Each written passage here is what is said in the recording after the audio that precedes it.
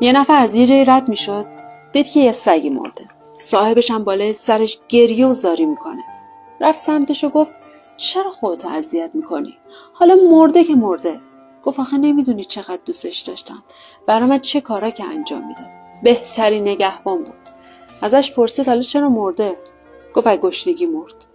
نگاه کرد دید این مرد تو خورجینش نون داره. گفت چرا از اون نونا بهش ندادی که بخوره و نمیره؟ گفت آخه نون پولیه.